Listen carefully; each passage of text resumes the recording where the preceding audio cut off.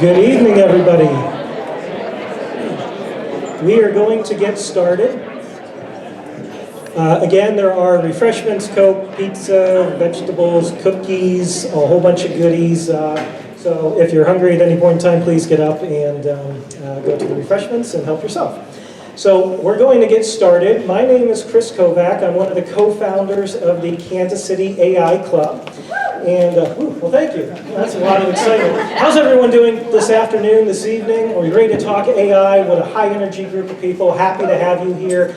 I want to do a little bit of housekeeping first. I want to start by introducing the AI Club Steering Committee. So anyone who has a red tag on is part of the steering committee. So if everyone is part of the steering committee, if you could raise your hand. And so if you have any questions about the club, about upcoming events, we're going to have a call to speaker. Please find one of us. We're happy to answer your questions. You can also connect to us on LinkedIn and all the good social media channels as well. So let's start with a few questions. Who here is your first time at the Kansas City AI Club? Raise your hand. Wow. Wow, awesome. That is awesome. Who has been here more than once? Okay, so it's a nice mix of new people as well as people that have been here before. So again, we appreciate you coming out tonight, and really appreciate Kevin McGinnis and the Keystone Innovation District, of whom is hosting this event. Great resource for the city. Is Kevin around here? There he is. So I want to give Kevin the opportunity to introduce the Keystone Innovation District, talk a little bit about what he's doing here, and then we'll get to the program. Thanks, Chris. Good evening, everybody. My name is Kevin McGinnis. I'm the CEO of the Keystone Community Corporation. We are a nonprofit that was founded in 2018 to plan, develop, and operate an innovation district in downtown Kansas City. So if you're not familiar with what an innovation district is, think of a neighborhood that is filled with people who are trying to solve the world's toughest problems. Entrepreneurs, innovators, people who are trying to figure out research commercialization to try to add economic value to the region. All in a neighborhood, surrounded by each other, and then surrounded by places where they can connect and meet.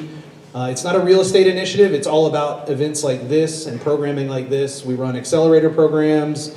We run a weekly networking event called Keystone Sessions here every Wednesday night, where we put panels and speakers on stage and try to collide audiences. I see a lot of familiar faces in the... by show of hands, how many people, this is your first time here, actually, at Keystone Collab? Fantastic. So this is our first phase. We started the project in 2018. We went through about a year and a half of planning, and then we ran into this crazy global pandemic that shut down placemaking for a while. We survived that and came out the other side. This is our community center phase. So this is the first physical phase of the innovation district. We do three primary things here. We do collaborative innovation events just like this one. So we hosted over 200 third-party events here from January to December of 2023, trying to collide audiences, trying to get people to connect to each other. It's also a public workspace. So throughout the day, people can just drop in and work. This isn't co-working. You don't rent desks. You can just come in and use a table, use our Wi-Fi, and use any of the facilities here that we have. And this is also our programming hub. So we do run a series of programs to support entrepreneurs, to better connect the audience and connect the community.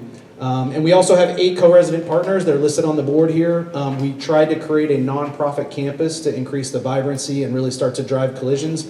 They're all mission aligned with what we do here, which is to drive innovation and entrepreneurship. Organizations like KC Women in Tech, Launch Code, Black Excellence Inc., Venture for America, Weiwo. I don't know if the Weiwo guys are here. Shout out to the Weiwo guys. They run Weiwo Wednesday, which is a collaborative program here on Wednesday afternoons. So if you get a chance, stop by. You can follow all of our activities on keystonedistrict.org, see the upcoming events. We hosted 10 events here last week. So we're constantly doing things like this to try to better connect the community and better connect the audience and eventually drive economic growth for the region by creating density and using the principles of placemaking and collisions. I was just talking to Nate Allen earlier about the power of serendipitous collisions and how that creates new companies and new projects and new things for all of us to work on. So it's true, it works. And so I'm thankful that you all are here. Would love to host any of the events you have, anything entrepreneurship, innovation, education, workforce development, social progress. We don't charge for use of the space. That is part of our commitment to community. So if you have programs that you're looking for a space for that is like this, just please let us know. There's a form you can hit up on our website to see if the dates are open and fill out a form to be able to use the space as well. So thank you all for being here. I won't take up any more of your time. I know you've got a bunch of amazing program. Thank you again for being here.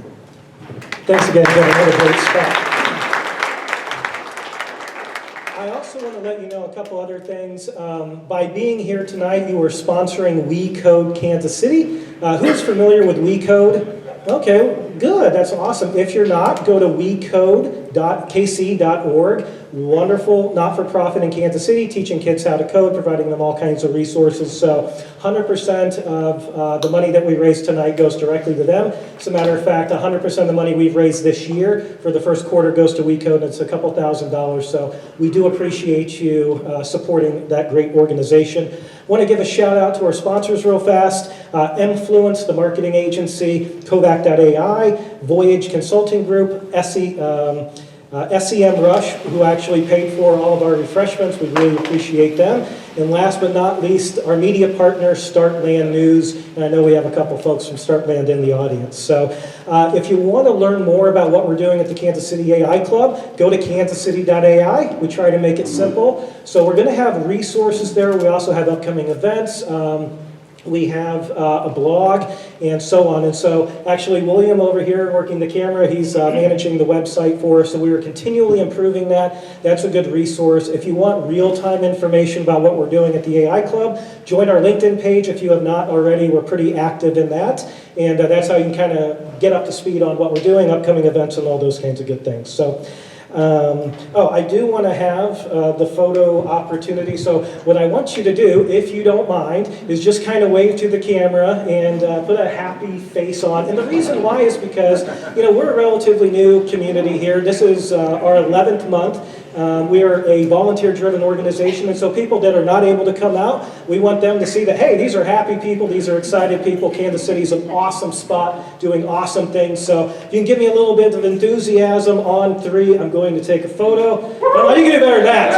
All right, 1, 2, 3. Awesome, thank you. Now, with that being said, Jill, one of our steering committee members, she has some announcements, call the speaker, and then we will hand it over to Alex, and we will begin the panel. Thank you. Cool. Thanks, Chris. So yes, I'm Jill Grobel, part of the steering committee, and in April, we are going to have our first AI demo event. So we want to hear from you. If you have a specific reason or way or unique way that you're using AI in your organization or your business, if you have a demonstration across a particular tool or resource or technology, we would love to hear from you. So we are going to be launching our speaker forum on our website later this week, and then we will put that out on LinkedIn. But we will be having that demo event in April. It's going to be the 3rd week in April. I think the 23rd is what we're looking at. But we also want to see other content, other speaker ideas that you will have, because we could be reaching out to you for events for the rest of the year. So please go to our website and check that out. And without further ado, I'm going to turn this over to Alex Coley to moderate our event tonight.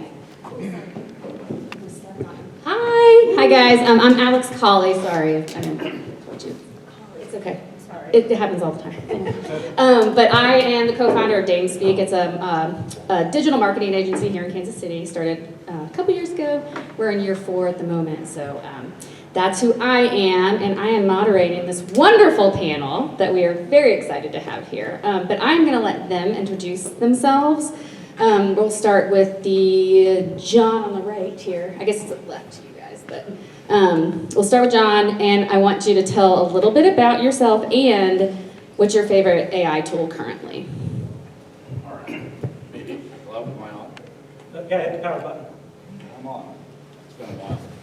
Sorry, everybody. I'm rusty. I've been stuck in a basement for 4 years or 5 years because I had a baby right before the pandemic.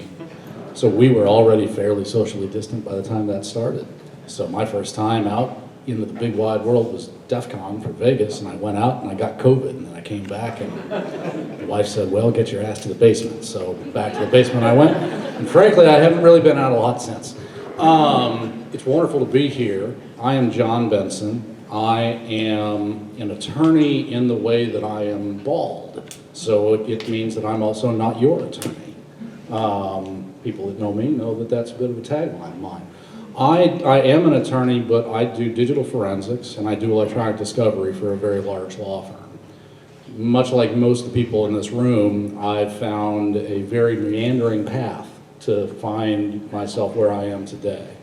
And along that path, I've gotten to know a lot of creatives, a lot of different clients. I have an incredible amount of experience establishing trust with people, meaningful trust with people. And trust is one of the most important things that we're going to be talking about, I think, tonight and over the next few months.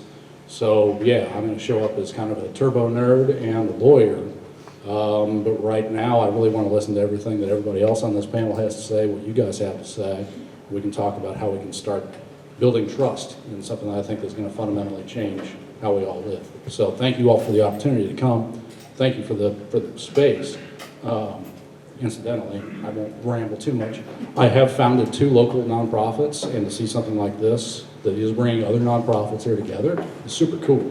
Super cool. So this is rad to see here in town. So thank you for the opportunity.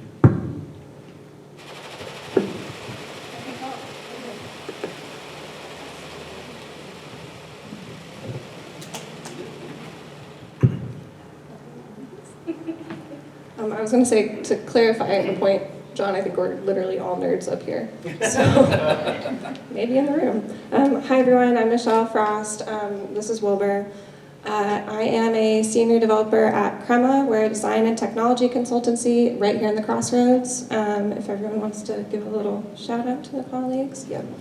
I am also about 2 months away from finishing a Master's of AI at Hopkins, and I sit on the Ethical AI Advisory Council for the Center for Practical Bioethics.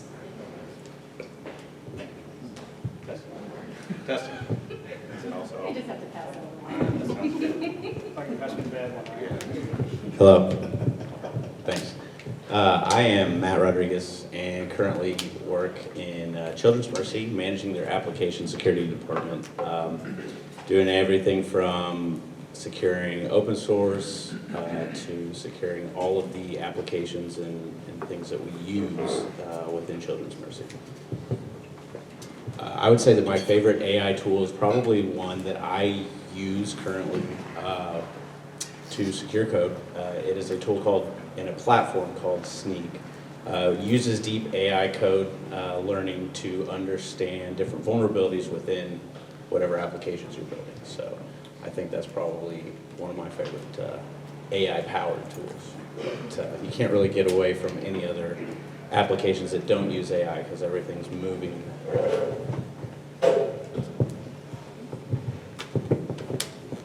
Good evening, everybody. All right.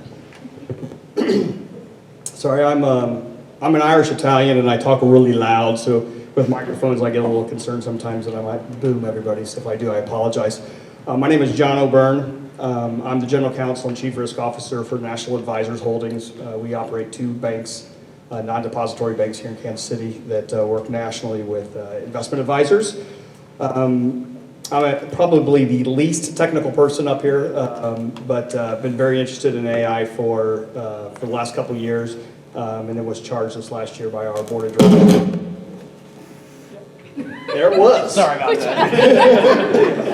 I was asked by our board of directors to start looking at strategic initiatives that we can be utilizing AI in, and that's what kind of drove me here. And I've known Chris for a long time, and we got to talking, and he said, "Come up and let's talk ethics."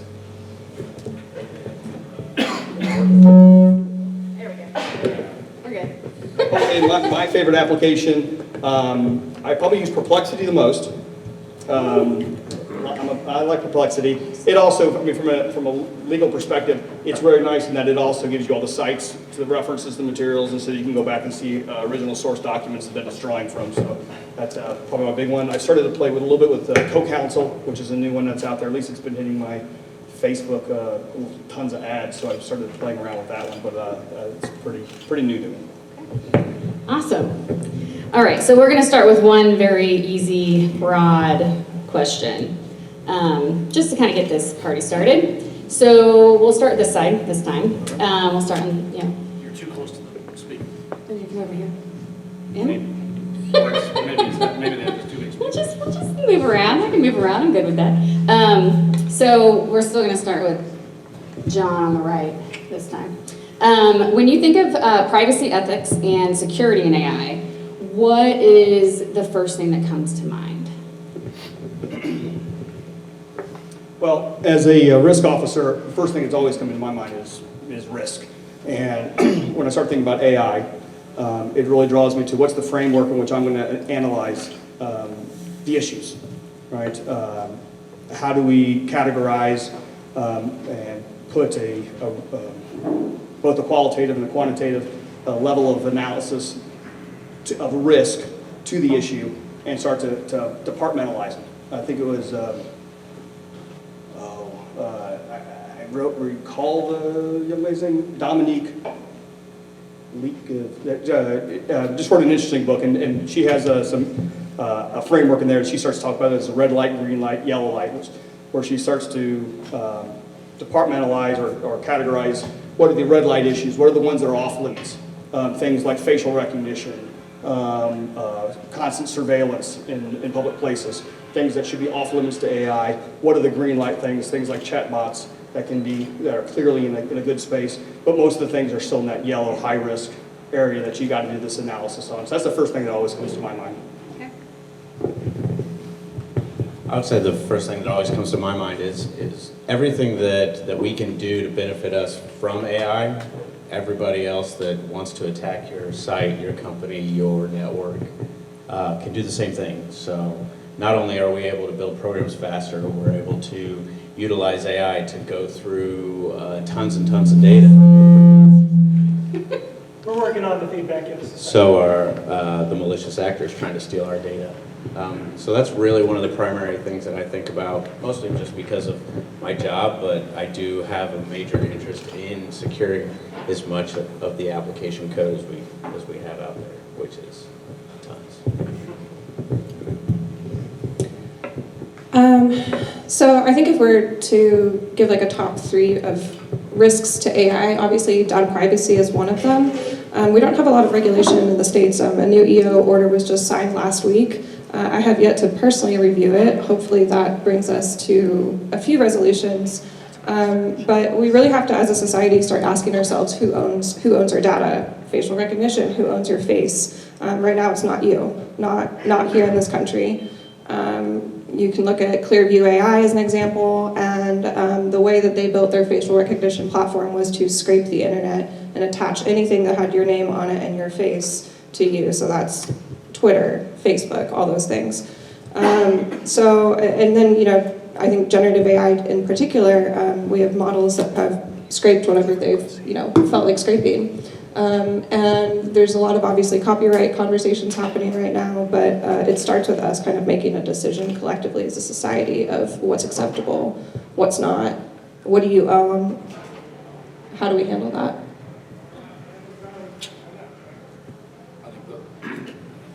We're going to it'll work. The question is whether it will or not. All right, here we go. So this is an example of why this panel is hard, because the scope of all of these issues that we've got to kind of talk about is so broad.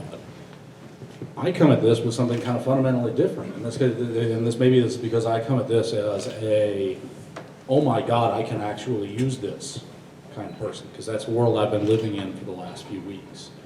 And when I think about ethics and AI, I go beyond issues of some of these kinds of things. Not to say that they're not important, but I think about what is the power that we're handing to somebody, and literally anybody. So, as an example, when I do digital forensics, in any situation, right? Either you get the person's permission to get a copy of their phone, or somebody else gets that permission for you by virtue of the legal system. But either way, you have hundreds and hundreds of locations around the country that have lots and lots and lots of copies of lots and lots of cell phones sitting around, lots of digital evidence. And I think it's easy to sit around in the abstract and talk about privacy, and I talked to somebody else that is in forensics today about this issue. And they're like, well, we're playing with this, but it's kind of hard to get a client to kind of give up their own data and let you kind of look at it. Gee, I wonder why. Maybe that's because I've done it, right? right? I have fed my own data to it, right? And when you look at your own text messages sitting in a context window in a large language model, you start to have very different feelings about trust. You start to have very different feelings about yourself, and it's really kind of the dark night of the soul kind of spot. And I'm talking to this other guy in forensics today, and I'm like, listen, how secure is your vault?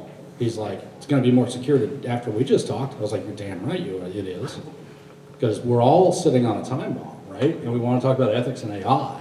There's a lot of time and a lot of effort that we can put into talking about edge cases and small issues that still do matter. But boy, right now, a lot of this when it comes to security and all of the things that we currently do, a lot of AI and a lot of AI ethics as I see it, is just us going back to the fundamentals and going and doing exactly what we do right now, a whole hell of a lot better, because it's going to matter more, because everything is going to be faster. Everything is going to be easier, whether you're good or you're bad. So it's everything? Anyway. So, along those lines, and we'll start with you because I think your brain is moving in this direction. Do you have a good example of, so there's a lot of heated debates right now. That's really, we're talking about that, right? A lot of heated debates about AI right now. If you have any kind of really specific example of a debate currently that makes you really think and makes you really want to find a solution for. Yeah, I'll actually go in a different direction than the one that I just started in, because as I mentioned, I'm a part of a lot of communities and building those kinds of things. I'm a part of a pretty strong creative community, like illustrators, photographers, very liberal arts kinds of people. And to see the reaction from a lot of those folks, and it is varied, right? You get a lot of people that are excited about what it's like to draw and make art with AI, but you also have a lot of people that really, really, really cannot get over the fact that somebody just came and took their essence and gave it to somebody else, right? It's one thing as an attorney, John, or me, or Mr. John's back there, to talk about sharing our information and applying it to the broader corpus for the good of humanity. Because in law, and probably even in science to a degree, I don't want to speak for you, but you know, when we create words and we take ideas and we turn them into words, we're giving them to the world to help advance all of that kind of thing. When you're an artist, it's something different, right? You know, when you're an illustrator, you're giving something to the world, but it's not necessarily permission to take that and use it. And I think to see the very visceral reaction that the creatives have to the generative AI things in the art world in particular is something that we all need to be thinking about, especially given that it seems very harm-free. Before I kind of had my kind of second wind on all this kind of thing, you know, I wasn't messing around with ChatGPT because it was a privacy disaster, but I'd play around plenty with Midjourney and feel okay about it, but not thinking about like the other possible implications of being there. So there's just a lot to think about. I think I'll continue on that thread in that we have a really big value alignment problem in our society and in AI, right? Because in order to come to a conclusion, we have to find middle grounds of all these controversial schools of thought. So innovation versus regulation, privacy versus security. Should we be able to, privacy and security might sound the same, but I'm talking about like societal security versus an individual's right to their privacy. So we can look at, genealogy data, for example. And we could go on and probably list about a dozen different conflicting values, right? And so how do we as a society align on this? And I'll put a plug out here on our Crema YouTube channel. About a year ago, we talked about some of the ethics related to generative AI. CK standing in the back, he's going to hate me for calling him out. But he and I did that video together, and we were like, wow, this is so cool, right? And a lot of things start as ideas and sort of playgrounds in the arts, right? In the art world. We look at history, a lot of things started in art, and then we found other use cases, right? And so we have to get it right here, even though we're playing. And if you look at how we built these playgrounds, if you look at how Stable Diffusion, for example, gathered their photos, their images, their data, they didn't exactly do it in the best way. And there's been plenty of lawsuits since last year. So it is interesting to see how I think the art community is reacting, and it's also something that we have to pay attention to outside of the art community because it's coming into every avenue in every industry. I'm going to go back to the technical, because that's what I know. I do feel like that your models or your AI is only as good as the data you put in.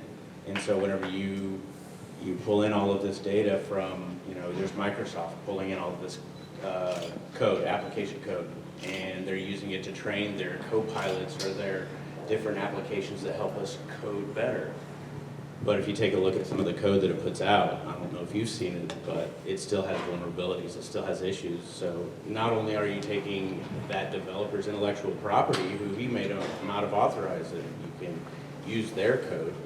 I would almost consider it almost parallel to, say, the creatives, in that whenever you create applications, you're creating a product, you're creating a thing that people use, and it does have intellectual property value.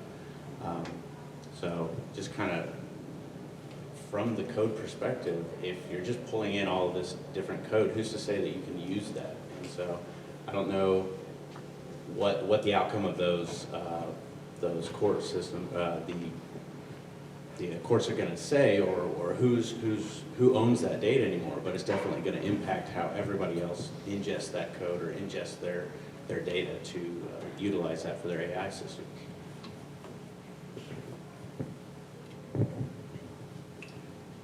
Wow.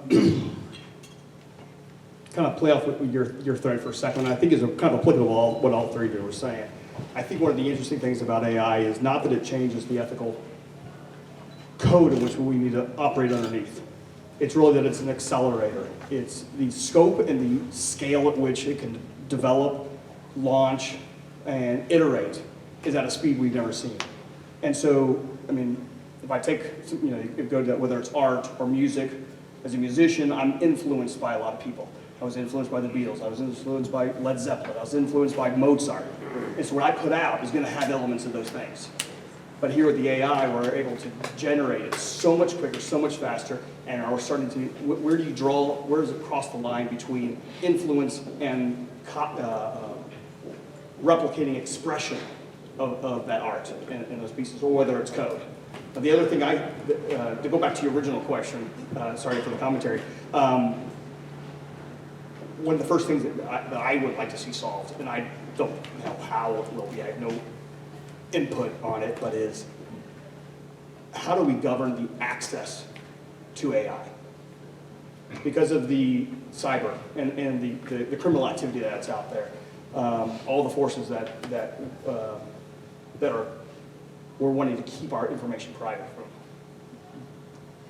As soon as that, and it already is there, as soon as it becomes iterative, as soon as it is being continually developed by bad actors, it draws a big concern. So how do we start to regulate that on who has access, not just to the data, into the code, into the source material, but who has access to the tools? Because it's like, it's no different than the arguments around gun control. It's a bad actor. There's a viable tool for good and for bad. And how do we monitor that in our society? I'd love to see that solved.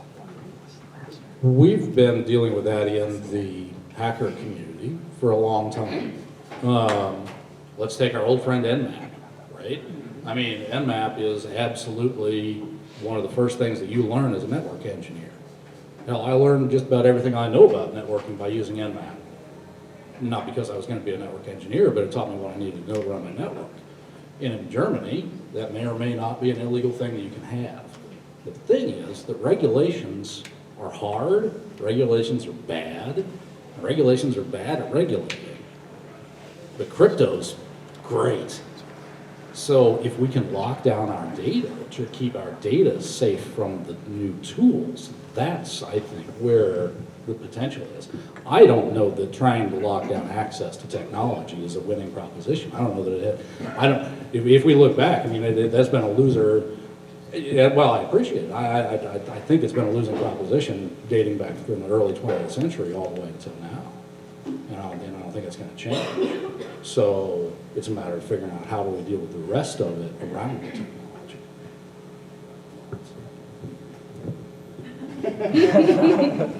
So I'm gonna throw on a question that's a little bit different than what we've been talking about, but it is an election year. So I'm wondering if any of you are interested in commenting on what you may anticipate happening this year along those lines within, misinformation and all that kind of stuff. Whoever wants to go. I can take this. Yeah, this is something I've been thinking about a lot because I think it's going to be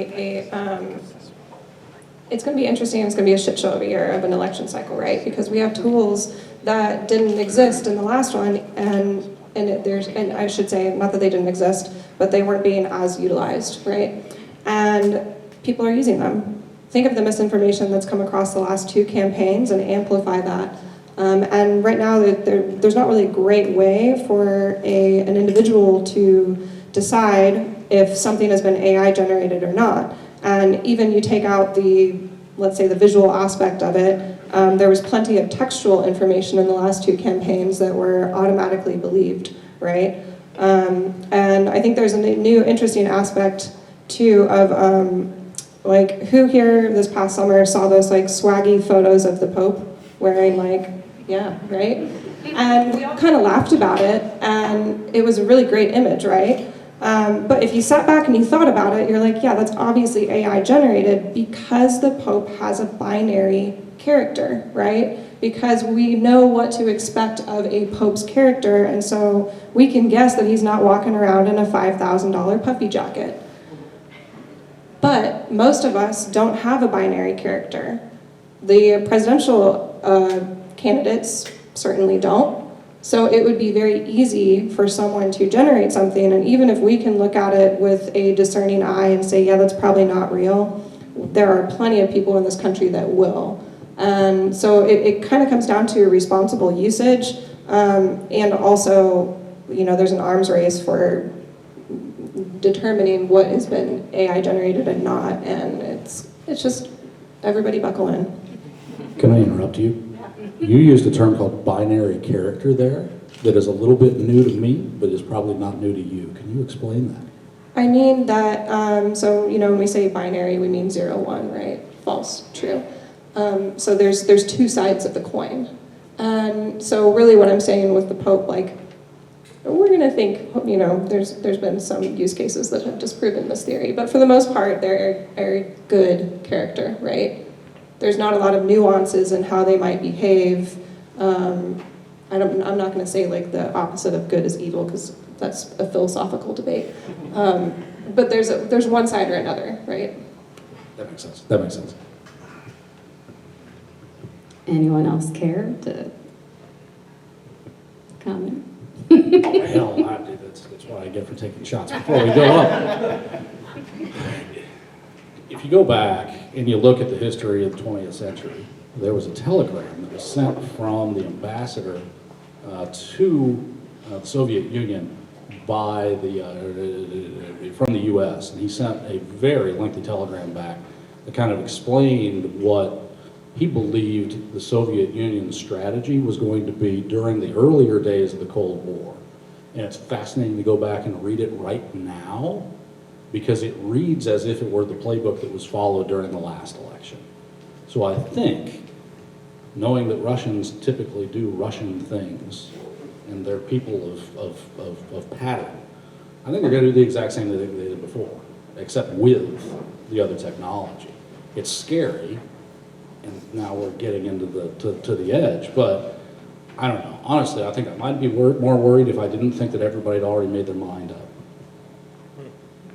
I still don't know what that means for the fall. We just have to wait for them. Until then, it's spring. Hooray. It is almost spring. Okay, so going along those lines of, everything accelerating and, things can be scary, and, we'll talk about security some, right? Let's talk about, and I'm kind of aiming this towards you, Matt, about some of the bigger threats that are coming out right now. And hold on, I had another part of that question. And how we as not just businesses or business owners or employees can use AI safely, but also even, you know, in the rest of our lives. So looking at kind of what are the threats that are coming out there, you know, we're seeing, and also what are some, I don't know, practical tips on using AI safely? Oh, I think you have a couple of things. I mean, one, you got to think of what was alluded to earlier as far as not knowing what's real and what's not. How do you know that video of that candidate saying what they were saying is exactly what that candidate believes? So you have this misinformation or disinformation, or just not knowing. Is there AI that's going to be able to tell us that something's AI generated or not? Or is there something that can tell us that? In addition to that, what I alluded to earlier around malicious actors utilizing AI to supercharge their malicious programs. So using it to generate better and better phishing emails, or better and better phishing emails with links or with videos that make you feel like it's a legitimate email. So I think there's some of the top threats are really just how malicious actors are using AI to help themselves in the same way that we're trying to use it to help ourselves. They're doing the exact same thing. Might even be doing it a little bit better than some of our organizations around there. And so that's kind of a threat in and of itself. It's just knowing most companies don't know how to start defending themselves from some of that. And it definitely takes a holistic cybersecurity approach and framework of standards or specific processes that your company uses to manage the use of AI or to manage the defense of applications using AI. I would say those are probably a couple of things that I can think of. And this is open to the whole group, so.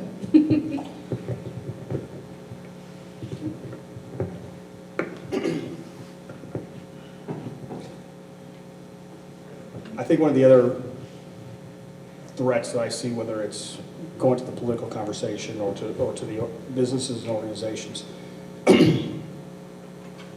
if we look at I mean, having worked for multiple financial institutions in Kansas City, I know that cybersecurity, hacking, social engineering is so prevalent. I mean, we're being hit hundreds and thousands of times every day. Every single day. The fact that things don't happen is a bigger surprise to me than when they do happen. I think that the use of the AI, I think as Matt was saying, in the social engineering especially, where they're able to key off of information about me that's now been exposed, or my search habits, or my web surfing, or things that have drawn my attention, and utilize that to social engineer additional hacks is going to become more and more prevalent. It's accelerating at a rapid pace, and it's coming in the sophistication, where it's no longer, at least when I first started seeing this stuff happen back in the 90s and early 2000s, it was somebody's coming in and just trying to penetrate your network. And now it's the point of, now there are 3-4 steps. They're penetrating multiple networks in order to gain access to a fourth one down the road. And there is a complexity to the way that they're going. One, won't say what from where, but one attempt, they were able to simulate very easily a user breached one bank, established accounts, breached another bank, established accounts, breached an investment advisory firm, and now started asking for money movements. And it was with the generative AI and the ability to now replicate not just speech patterns, because that's how it was identified. That particular case was identified because the speech patterns that was used in an email to somebody that had been working with this person for 10 years, they recognized, they just asked me how my wife and kids are, and they've never asked about my family in 10 years. And that's what identified them. And as they're able to now replicate that person's speech or texting or email patterns and know more in-depth information, it's going to make their game so much easier on that level. Because where the penetrations, the ones that I've been involved with, have all stemmed from eventually human error. The cybersecurity teams have locked down the systems well enough. It's now when I open the door. To your point, I think it takes now, it's like seconds of voice data in order to be able to replicate it. So, I mean, I think there is that, and there also, the security goes beyond just cybersecurity. I think your question, all these questions are really hard to answer succinctly because we could go in, numerous directions with them. I think you asked how could both individuals and businesses use AI safely. And those are two different questions, but I'll go into the business because it's not just external threats, it's also internal proper usage too.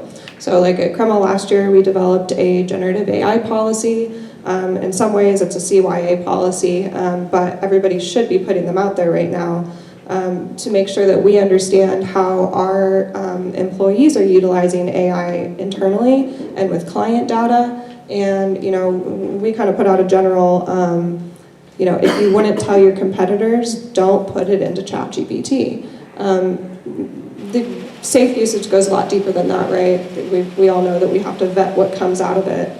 But so there's a little bit of an internal threat from there too. There's internal leakage threat if we're not maintaining that correctly. Same with for personal use. Like I can't tell you how many times I've even seen a developer putting API keys into ChatGPT and asking something to be formatted correctly, and it's like, don't do that.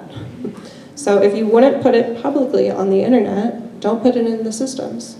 And then from the security standpoint with the voice data, I'm not 100% sure how we solve for that other than know your people and I don't know, have a safe word. That's actually not that far off.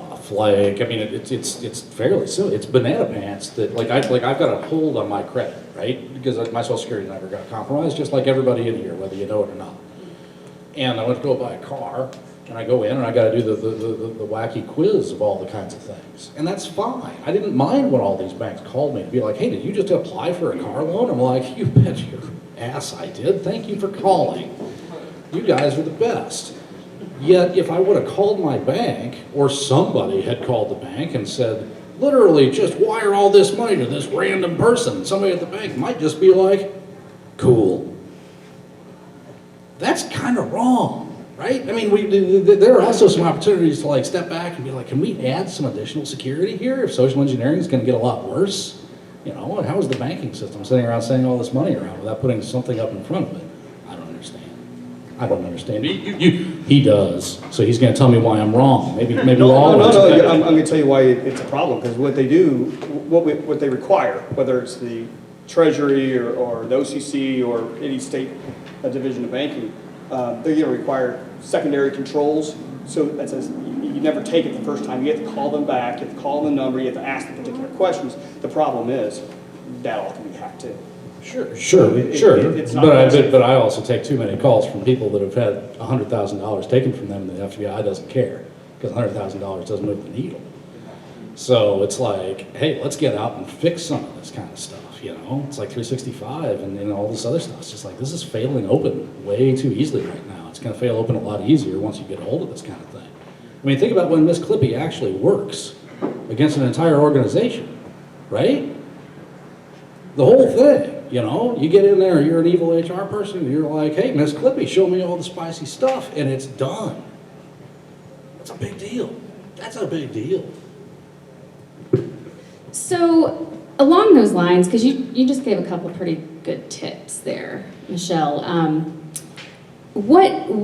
I want each of you, if let's say there are probably, well, let me ask, how many of you in your organizations have any kind of guidelines on AI and AI implementation?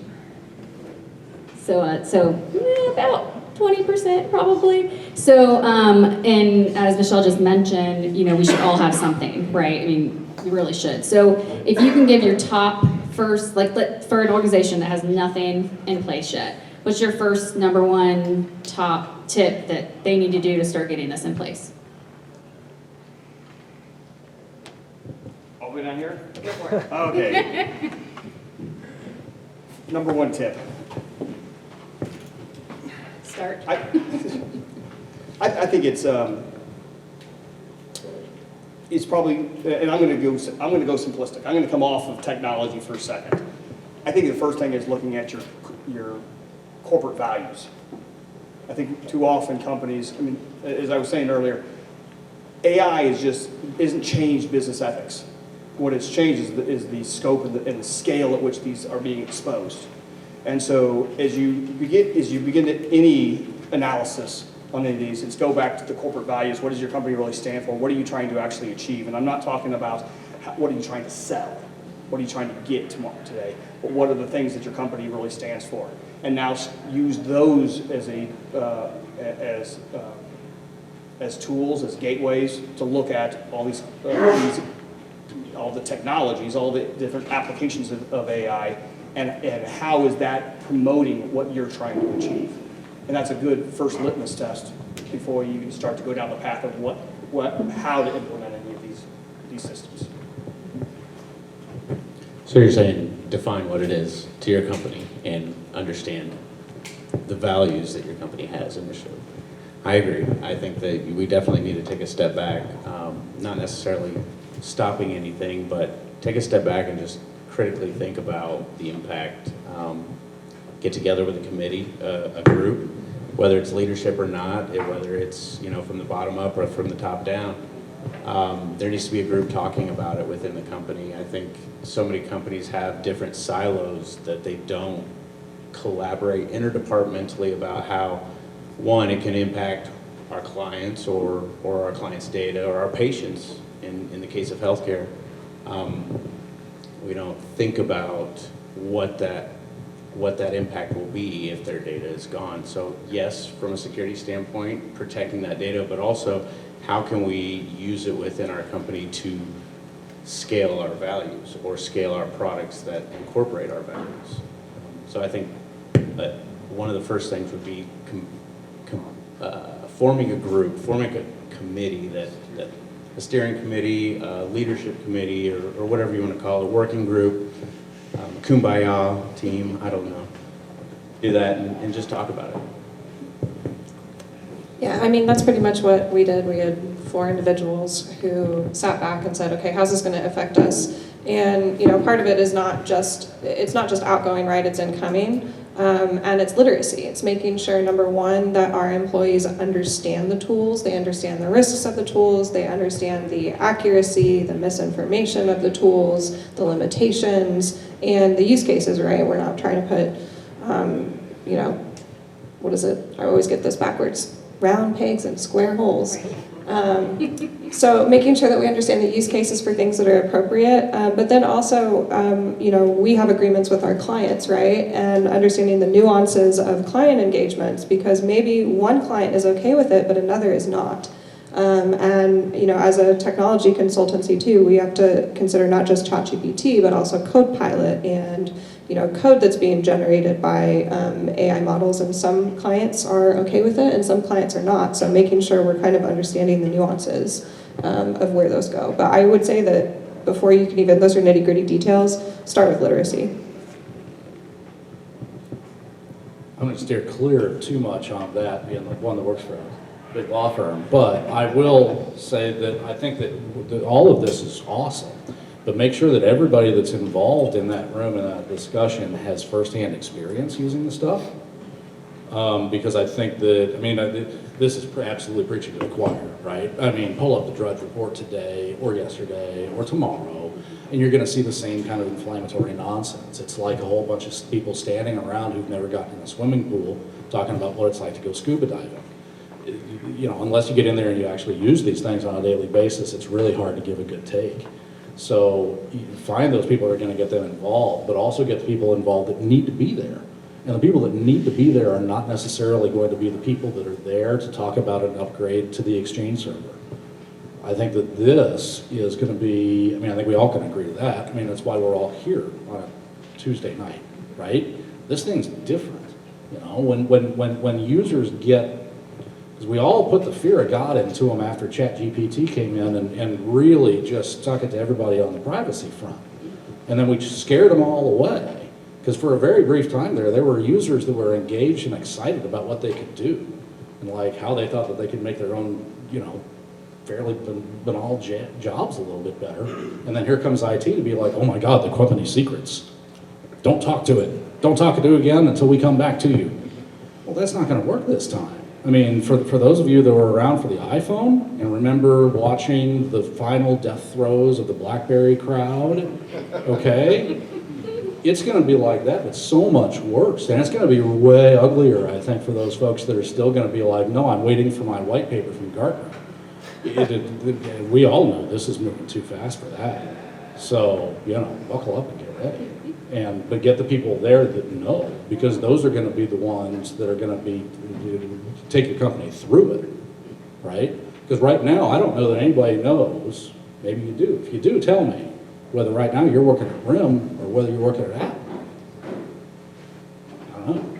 Got to see how everybody does it, and does it in a bigger way too than just here's the chatbot and walk away. Because a lot of it's how you use it too. Absolutely. So I'm going to put my phone and questions away, and I would love for some of you who have some questions in the audience. Chris, are you going to come grab the? All right, let's see. All right, right here. Here, I'm going to bring the mic over to you. Okay. This was great. I had a real quick question. I was actually called Verizon today. I called my cell phone company. It was a horrible experience. But it was interesting. They actually asked if I wanted to set up voice authentication. And I was curious to get your guys' take on it. I thought that would be phased out, but I actually Googled it. There's a lot of the largest banks in the world still use voice authentication. But with the ability to, you talked about generating this information from a political candidacy, but how could that not just have 2 seconds of this conversation and just be able to authenticate my voice? I just don't understand how a large company would still have that today. Am I missing something? I don't know that you are. Talking about my experience last week when I got the lady call me from one of the banks. Like, whenever she called me to ask me my questions, I sat there on the phone with her for a long time, and I said, thank you. And I was like, you do a great service to everybody in this whole economy, and like, stretch it out. But yeah, if somebody called me up and said, hey, we just want to do a voice print, it's a hard no for me, dog. Yeah, that's what I said. Yeah. I was like, All right. Here.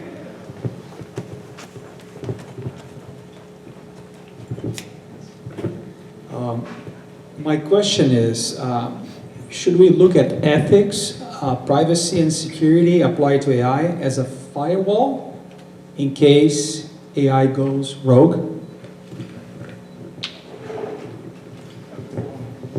By rogue, do you mean like AGI, ASI? Are we getting into that territory? Yes. What time is it, Chris? We have all night. I kind of steer clear of those conversations, and here's why. We have enough real issues today. We have enough problems with fairness, with what we've talked about tonight, with privacy, security. We don't need to go too far to find problems that we need to solve. Is it going to be a gatekeeper? I mean, you heard the issues tonight, right? We don't have a solid answer for any one of these. And we've touched basically the realms of really two topics, right? We've touched privacy and we've touched security, but we haven't even gone into, other realms like fairness. So I would say keep an eye out on the horizon and also look at what's right in front of your feet.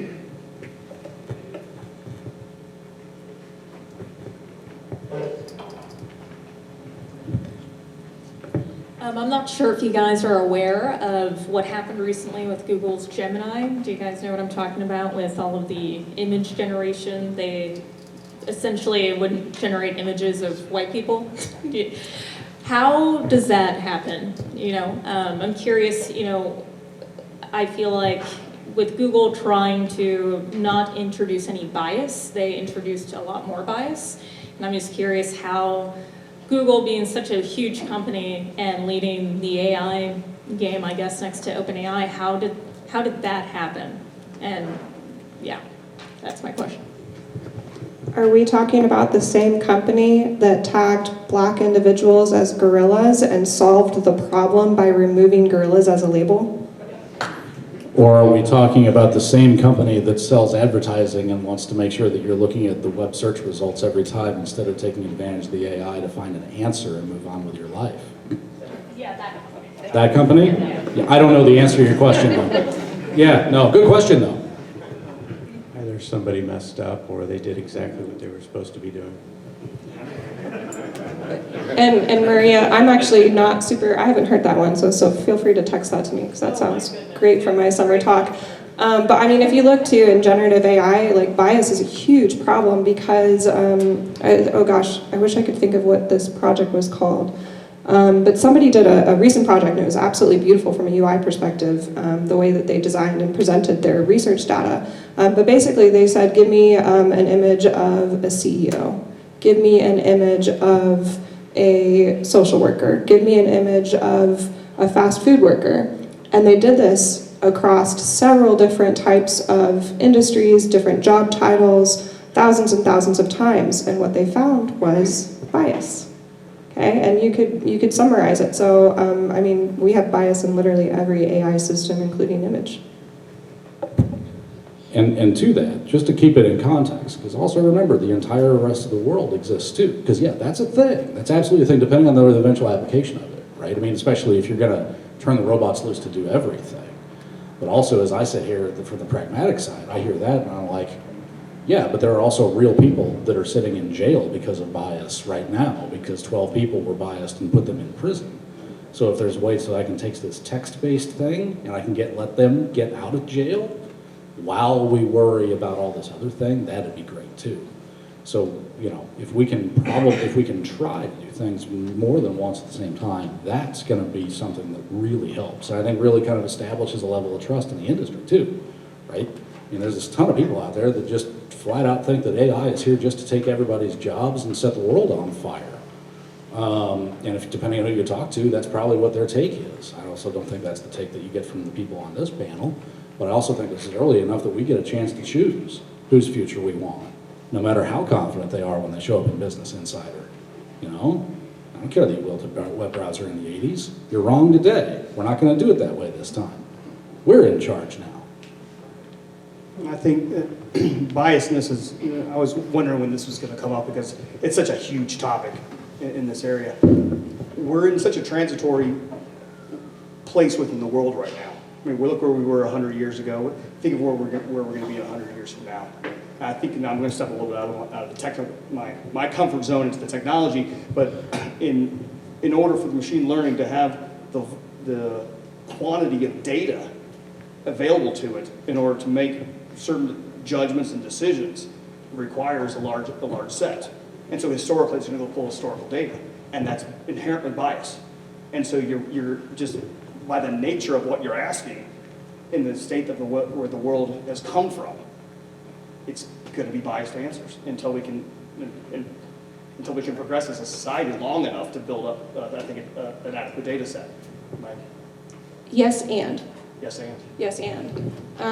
There's a paper that came out in 2020, Suresh and Gutag, a framework for understanding the harmful types of machine learning bias, okay? And they walk through basically 7 different points of an ML cycle of where bias can be injected. And sure, it does start with historical data that's biased, right? But even if the data is not biased, even if it doesn't have the historical bias, even if it's perfectly sampled and measured, there are still different points in the life cycle where we can get it wrong as engineers, as a team. We can still get it wrong.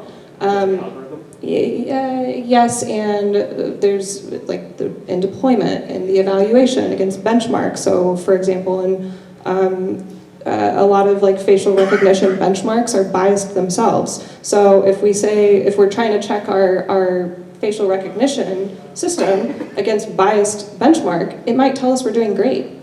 Yeah. Because the benchmark itself has a problem. So we go through, you know, it is technical, and there's also a lot of different solutions from pre-processing, in-processing, and post-processing during that life cycle. But it kind of comes down to making a choice to spend a little extra in making sure we're getting it right. We have time for probably 2 or 3 more questions, maybe 4. So we have one right here. Great panel. Just wanted to ask, especially with you guys talking about ethics and regulation and things like that, security, specifically the people that are making those decisions currently right now on Congress and Senate and those different type of things.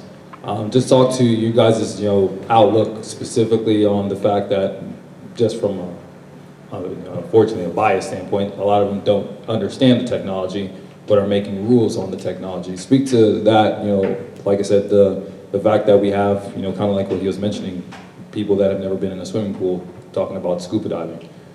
Just talk to that outlook and what you guys kind of see with the regulation and stuff like that with the current situation of the rule makers at the time right now. I honestly don't think, you're absolutely right, but I honestly don't think it's any different than where we've been in the past. Lawmakers, Congress, they're passing laws, passing regulations on all kinds of topics of which they know very little of. And that's where they rely on their staff to go do. I think this is being exacerbated by the velocity of change and innovation that's occurring right now, that they don't even have the staff available to be able to do it. But I'm not surprised by it, and I don't think we have a clear-cut solution to how to legislate it. I think until they get to, I think the issue we're talking about tonight, the ethics of it, until they're able to come to that. But hell, we've been arguing ethics for how many thousands of years? I think a comment I would add too is that the solution has to be interdisciplinary, right? Like AI was actually founded as an interdisciplinary field. There was philosophy, there was science, there was mathematics, there was even some literature, right? And we've kind of, I feel like, lost that a little bit along the way. It's gone into more really engineering. And we are going to have to go back to an interdisciplinary solution, because otherwise it doesn't work from just engineering or just legal. Like, you have to have everything.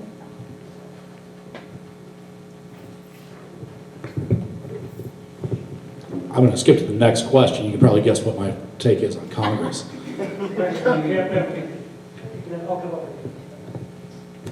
Next question. Okay, hi there. I come at this from the attorney field as well, and it's something that you said at the beginning, John, that it's an accelerant. If you recall, you had, the technology.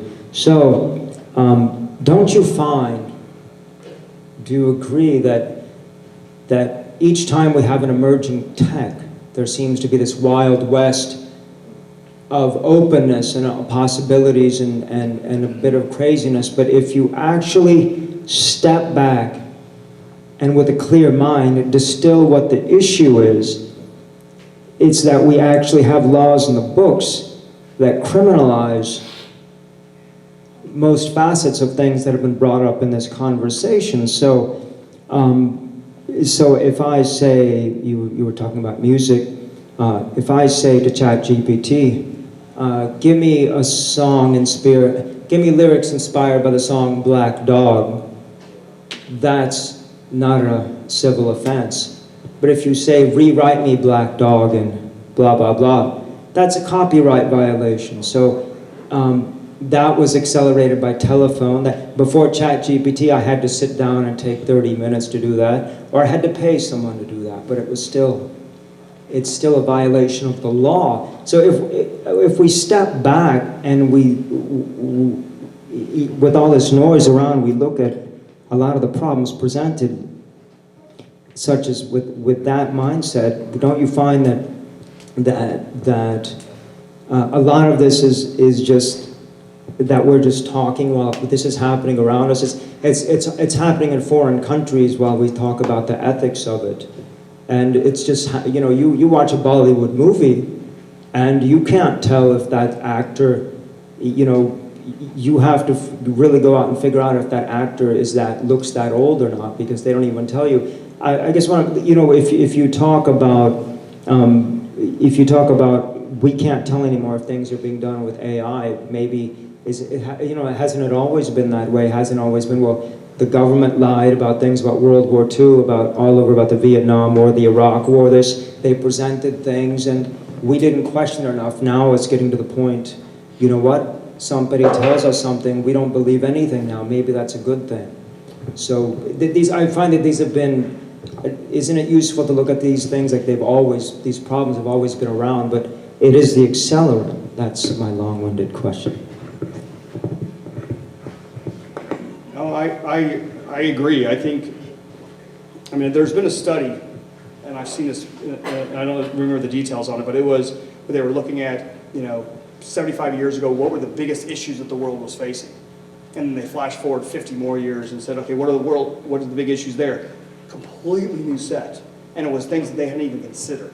And that's where we're finding ourselves continuing, the accelerator of it all is we are quickly exploring ethical issues, technology issues, cyber issues that we couldn't even thought and that existed a matter of a half a decade ago.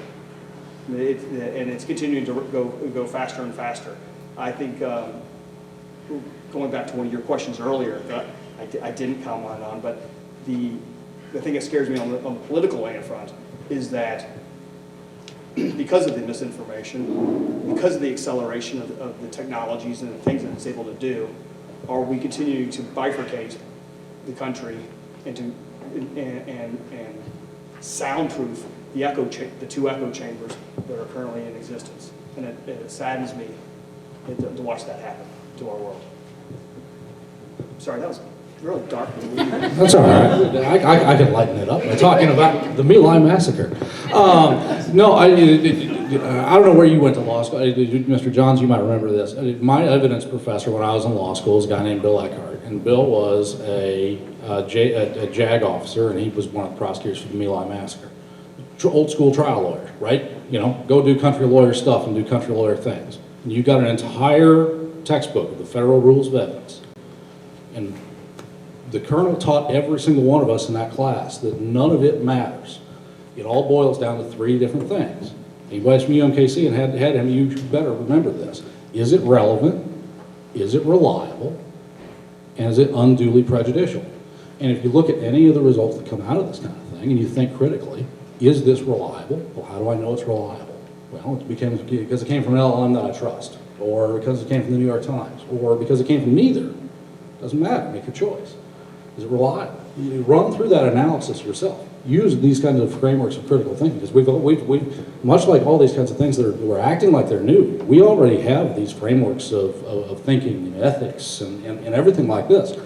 Look at what our friends at OpenAI did. If they'd followed the rules that you'd learned, that my 5-year-old has learned in preschool, we probably would be having different conversations, right? Keep your hands to yourself, ask permission, don't take things that don't belong to you, and if you take something that doesn't belong to you, say you're sorry and make it right. Right now, none of that shit's happening at OpenAI, but I think we can all agree that if we all, in any of our human interactions, those are things that should govern ourselves. And if we roll this all the way back to those kinds of fundamental things, we're going to find that we've got a lot more common ground than we think. And maybe that a lot of these kinds of things that seem more thorny because there's new technology involved aren't nearly that thorny. Because it's just thoughts, it's just ideas. They're just coming out of the machine. So I'm usually like doomsday girly and sometimes seen as a bottleneck. I see George nodding his head. He's like, yeah, she does it. But I consider myself a pragmatic optimist in this. And I wouldn't be in this field if I didn't believe in like the really great things that we can do with it. And I think that we do need to focus on that. And then we also have to shepherd it well. But it kind of comes down to these types of conversations, right? Where we're critically thinking and we're saying, do we have the solutions? No. Can we get the solutions? Maybe. Should we be thinking about them? Yes. And it is going to change, right? Like everything changes really quickly. That's what being human is. So it just comes down to us adapting, but then also not turning a blind eye either. All right, we have another question. I am a professional speaker. I'm a safety and security speaker. I'm a keynote speaker as well as an instructor. When ChatGPT came out on the scene, I established a niche where I talk about AI cybersecurity. And that's taken me on the road last year from California to DC, and just last week from Las Vegas to North Carolina. And what I'm talking about is that people can no longer believe what they see, what they hear, and what they read anymore. So I'm talking about how cyber criminals, and I think one of you mentioned this, they're using these tools to write professionally, grammatically correct phishing emails. And they're creating deepfake voices where the CEO so-called called an executive and told him to wire $232,000. And because that executive did not know about the existence of AI-generated deepfake voices, they wired the money. And the most recent story where there was a employee who was on a Zoom call with executives from his company, and someone told him to wire $25 million. He did it. And then he found out that they were all deep fake videos on the screen. So what I'm finding is that people are not believing that this is coming, that this is going to happen. And so that's my challenge, getting people to listen. And Michelle, maybe you can answer this one. You talked about governance, and that's one thing that I am trying to get people to understand, that there must be governance policies because everyone's using it, and it's the wild, wild west. And I'm trying to incorporate governance in my training. How did you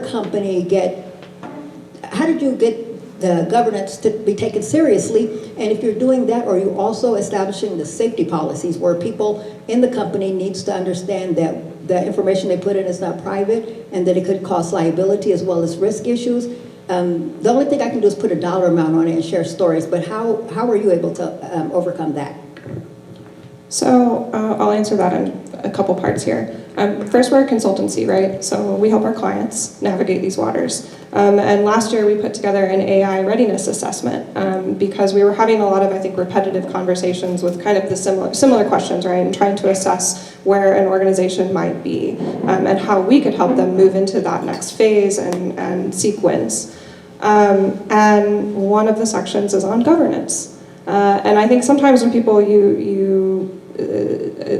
people kind of raise their eyebrows, or you'll say that to an executive. You mention ethics and like eyes glaze over. And so instead of saying maybe ethics, we'll say risk. Do you want to mitigate risk? And that answer is almost always yes. And then it's, how do I do that?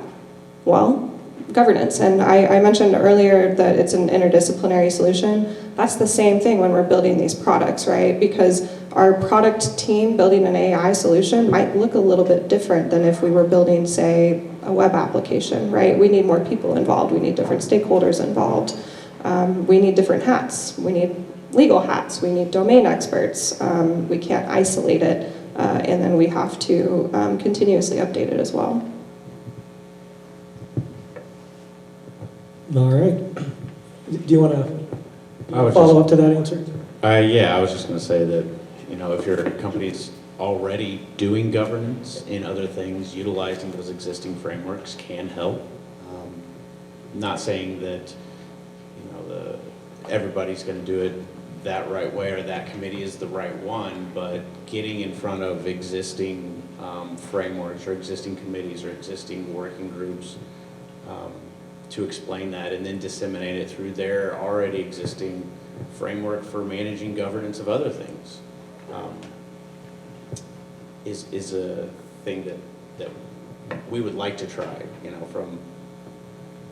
for AI, but it doesn't have the same people, not all the time, but I think utilizing what you have might be an avenue towards getting that framework of governance in front of the right people. All right, we have another question. I think we're going to keep this conversation going. We'll keep everyone all night, but I think we've got a couple more, so we'll get to you ladies after Doug here. Yeah, the FTC said make sure your AI tools follow the rules, or we'll make sure they follow them for you. And the EU AI Act, focuses on audits. So can you comment about the process of auditing and the need to make sure that these AI tools are following the rules? So when they get implemented, that indeed you are not breaking US or other laws that you work within? It's outside my scope. Is that an engineering question? No, an audit question. Oh. Just one of the lawyers want to take this. Audit's as close as we get. From an engineering perspective, I can at least answer this right, because GDPR has been around for a while, and we have to consider that. And if you want to make it easier on yourself, you develop against the strictest policy. And then that way, when a new policy comes up, you say, is this more, is it less? If you've already developed against the strictest policy, you probably are not going to have to turn around and redo a bunch of work. So I guess that's my hot take. One of the governance policies that in the financial world we always talk about is policy governance, right? So I'm reviewing policies on an annualized basis because they're an evolving thing. Too many other areas of our business, we think it's very static. We've reviewed it, we've put it in the framework, we've looked at it, we've analyzed it, and we've come to a conclusion on it. AI is generative, it's changing. And so that means that the governance, the executives, the people in charge, who is ever responsible for within your organization needs to come to the understanding that this is an ever-evolving issue that cannot be looked at on a one-time basis. It needs to be constantly looked at. And part of that, I would say, is audit. Is how am I going to come back behind it, looking at the machine learning, making sure that the decision-making that it's making is still following, is appropriately following now being technical, the algorithms or the design of the logic. And that's it. I think that's a key conceptual flip that they need to make, is this is not a one-time event and get it set.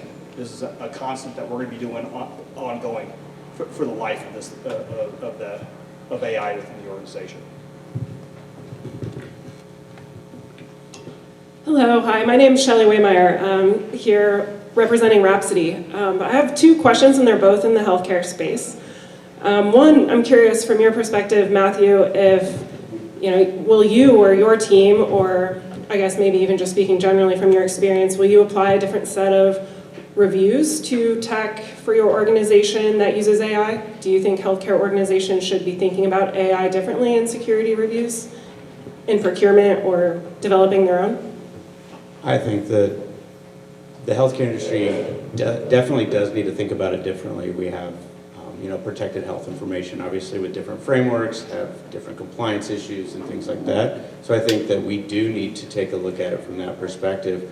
Plus, in the case of, say, children, you definitely want to, the most vulnerable of our population, you want to safeguard that, both from an experience perspective. So if you have children patients that are using applications that have AI in it, are they being presented the right thing? So yeah, I definitely think that healthcare needs to take a more conservative approach to using AI, but that's not to say that it can't help the healthcare industry go through those mounds and mounds of paper and things like that. Awesome, thank you. And my second might turn in more to commentary, but Michelle, I really appreciated the statement you made about privacy versus social security, social benefit, kind of restating, I think you said, security on your first go, in terms of applying that concept to applications of healthcare AI. Do you think that still holds true? Like, do you think some of the regulations we're seeing, whether it's the EU AI Act or EU GDPR, Sweden patient data law, will we fall too far on the privacy side of that to not use healthcare data for good? I mean, what's top of mind for you? What's coming up in your master's program for healthcare applications? Well, I'll back up a little bit. And again, like I said, that it's a value alignment problem, right? You have one side that wants privacy. I own my data, and that's a very valid use case there. And you have other sides that say, well, we could solve this, problem that we have with, security. So I think the example I gave earlier was like genealogy data being used by, let's say, a police organization, right? Because you can identify someone's family members, okay? So they could have some unsolved cold case of DNA, right? And they get a ping from a DNA database that says, hey, we know somebody who's related to this. And sure, that solves a problem, but there's a privacy risk too. Or you can look at Clearview AI, which has all these, the facial recognition data, and anybody can use it right now. Any police department that wants to pay to play gets to use it. So should we, put a system around that says it has to go through a court case first before we query someone's, someone's face. So like I said, it's a value alignment problem. And in all my classes, there's not one person, or there's not ever an agreement, because you always get people on either side. And I think that's kind of our central problem here, is that there's really hard to find a compromise in each of these things, because there are valid points on each side. So it comes down to a societal factor. And then can you remind me what you said about healthcare? Just how does it impact healthcare? I think a lot of these are really like industry agnostic, right? We can take any of these conversations and we can apply them to every single industry. Obviously, there are very high risk and human interfacing industries, such as healthcare, that we need domain experts in, and we need people who have seen it gone wrong to say, hey, have you considered this? Have you considered, that like hemoglobin indicators show up differently for different types of people, so we probably shouldn't make an ML model that equally predicts across all boards. So things like that, there's nuances that we need the interdisciplinary minds for. All right, well, thank you. We're just getting started on this conversation, obviously, and I was talking to some folks early on in that from our December meetup, things have changed so much in, 2 months, not even that, maybe 3 months. So by the summer, we'll probably be revisiting this conversation, and with that being said, really want to say thank you to the panel, one of the STEAM panel. Please join me in giving them a round of applause for spending the And we don't have to go home quite yet, so we can resume these conversations in smaller groups. Again, on behalf of the Kansas City AI Club, we appreciate you coming out this evening and hope you join us in April. We'll be updating our website, LinkedIn, and email shortly. The other thing that I would love to ask is if you can help us get the word out. I think we're all trying to figure this out. I would argue that there's no experts. And so we want to broaden the conversation. Believe it or not, Kansas City is at the forefront of AI. We are bigger than the Miami AI community. And what I've heard is we are more resonating versus the Los Angeles AI community in that they're focused on money, we're focused on innovation. So there's a lot of cool shit happening in Kansas City of which you are now a part of. So what we ask in return is if you know people that are interested in AI, let them know, tell them about the website, the LinkedIn, our email newsletters, and so forth. So again, I appreciate you joining us today. Alex, do you want to say anything else? No? All right. So again, there's more pizza and snacks, so please take some home, and we hope you go home safely. And again, thanks for coming out tonight.